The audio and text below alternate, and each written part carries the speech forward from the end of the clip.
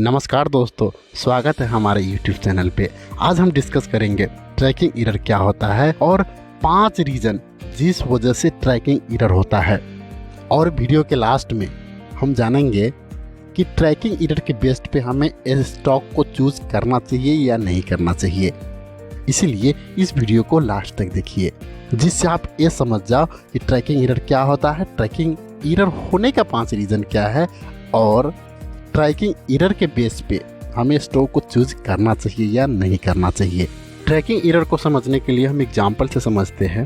Nifty ने return दिया 15%, लेकिन जिस फंड में हम इन्वेस्ट कर रहे हैं वो कुछ भी हो सकता है, ETF हो सकता है, इंडेक्स फंड हो सकता है, म्यूचुअल फंड हो सकता है।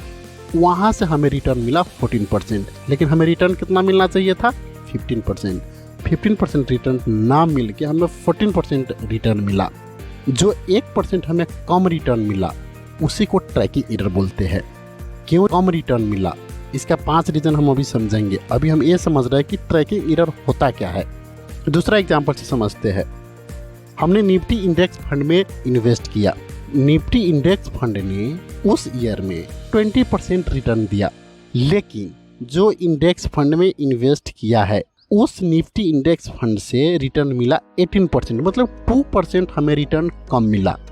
जबकि हमें रिटर्न कितना मिलना चाहिए था? 20%, क्योंकि हम निफ्टी इंडेक्स को फॉलो कर रहे हैं, उसमें जितने स्टॉक है उसी वेटेज से हम इन्वेस्ट कर रहे हैं, तो हमें रिटर्न कितना मिलना चाहिए?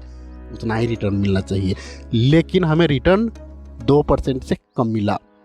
वही 2% को हम ट्रैकिंग एरर बोलते हैं। आई होप आप समझ गए होंगे ट्रैकिंग एरर क्या होता है। लेकिन अब हम ये समझते हैं कि ट्रैकिंग एरर होने के वो 5 रीज़न क्या है।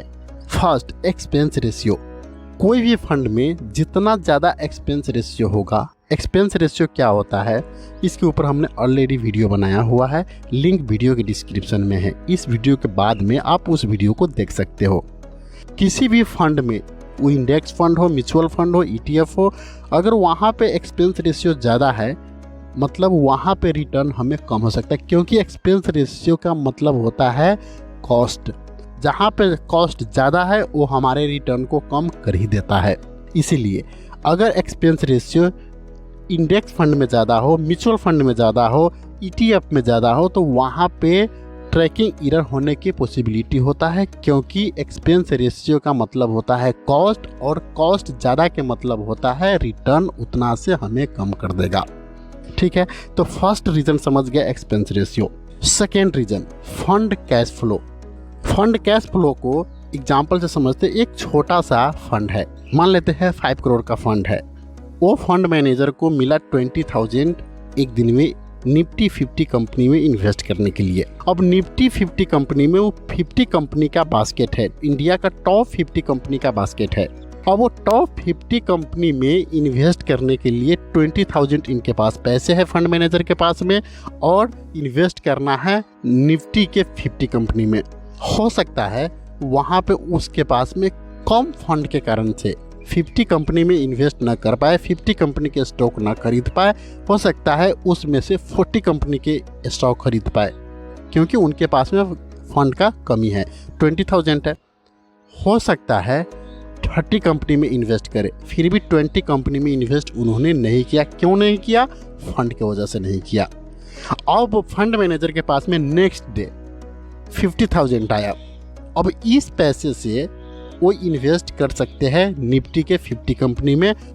जो कल वाला है पैसे था उस पैसे मिलाकर, और जो आज के डेट में जो 50,000 उनको मिला वो पैसे मिलाकर इजीली कर सकते हैं निफ्टी 50 में। लेकिन एक दिन का जो रिटर्न था वो कैश फ्लो के कारण से, क्योंकि उनके पास में कैश का कमी था, उस वजह से इन्वेस्ट नहीं किया। इस वजह से भी ट्रैकिंग एरर देखने को मिलता है। थर्ड रीज़न, ई लिक्विड स्टॉक। ई लिक्विड स्टॉक को हम समझते हैं, जैसे में एक फंड है BSE 500 इंडेक्स फंड। इसमें 500 कंपनी है। जो एक फंड मैनेजर को 500 कंपनी के स्टॉक खरीदनी है, उनमें इन्वेस्ट करनी है। लेकिन जो इसमें 500 कंपनी है, जो लास्ट की कंपनी होती है उसमें लिक्विडिटी कम होती है। अब लिक्विडिटी कम होती है, और जब एक फंड मैनेजर वो कम लिक्विडिटी स्टॉक को खरीदने जाते हैं तो खरीदने की वजह से उसका प्राइस बढ़ जाता है। अब खरीदने के समय में प्राइस बढ़ जाना मतलब फंड मैनेजर खरीदेंगे उसको तो हाई प्राइस पर खरीदेंगे, लेकिन वो पार्टिकुलर स्टॉक को प्राइस बढ़ने का रीज़न क्या था? हमारी खरीदारी, हमने हैवी अमाउंट जो स्टॉक खरीद रहे हैं उस रीज़न से। लेकिन जब उस रीज़न से प्राइस बढ़ा है तो कुछ देर के बाद में जब हमारी खरीदारी ख़त्म हो जाएगी तो उस स्टॉक का प्राइस कम हो जाता है। और जब कम हो जाएंगे मतलब जब हम सेल करेंगे तो वहाँ पे हम कम प्राइस में सेल कर पाएंगे। तो ई लिक्विड स्टॉक के कारण भी ट्रैकिंग एरर देखने को मिलता है। Fourth reason, volatility of stock. अगर जहाँ पे ज़्यादा वोटिलिटी होता है वहाँ पे भी ट्रैकिंग एरर देखने को मिलता है।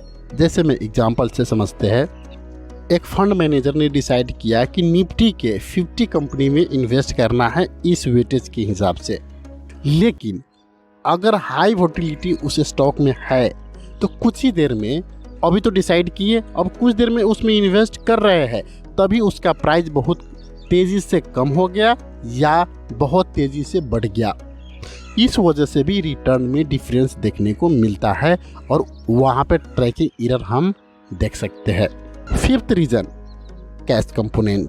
कैश कंपोनेंट के मतलब होता है ETF हो, इंडेक्स फंड हो, म्यूचुअल फंड हो, वहाँ पे हर एक फंड एक छोटे मोटे खर्चे के लिए अपने पास कैश को रखती है। कैश को रखने के मतलब ये हुआ कि जैसे में हम ETF में 1 लाख इन्वेस्ट किया, लेकिन वो 1 लाख टोटल 100% वो इन्वेस्ट ETF में, म्यूचुअल फंड में, इंडेक्स फंड में इन्वेस्ट फंड मैनेजर नहीं करती। फंड मैनेजर अपने पास छोटे मोटे खर्चे के लिए, लिक्विडिटी मेंटेन करने के लिए कुछ न कुछ % उसमें से अपने पास रखती है या कोई लिक्विड एसेट में इन्वेस्ट करती है जिससे उसको लिक्विडिटी मेंटेन रहे, छोटे मोटे खर्च चल सके। तो एक कैश कंपोनेंट के कारण से भी रिटर्न कम देखने को मिलता है, क्योंकि 100% उस फंड में तो इन्वेस्ट किया नहीं, उसको कुछ % तो कैश में रखा है, कोई लिक्विड फंड में इन्वेस्ट किया है। इस वजह से भी ट्रैकिंग एरर देखने को मिलता है। हमने 5 के 5 रीज़न जान चुके। अब हम समझते हैं कि ट्रैकिंग एरर के बेस पे हमें डिसीजन लेना चाहिए या नहीं लेना चाहिए।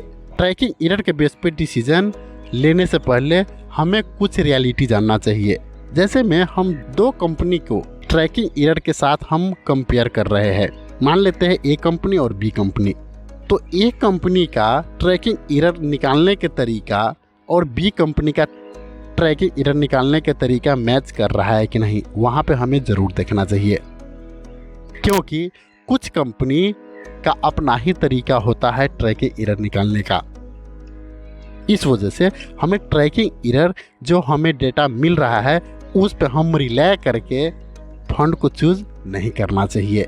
एक बार खुद से या एक बार ए कंपनी का निकालने का तरीका क्या है ट्रैकिंग एरर और बी कंपनी का निकालने का तरीका क्या है, अगर सेम तरीका है दोनों में ट्रैकिंग एरर जिसमें कम हो वो फंड को हमें चूज करना चाहिए।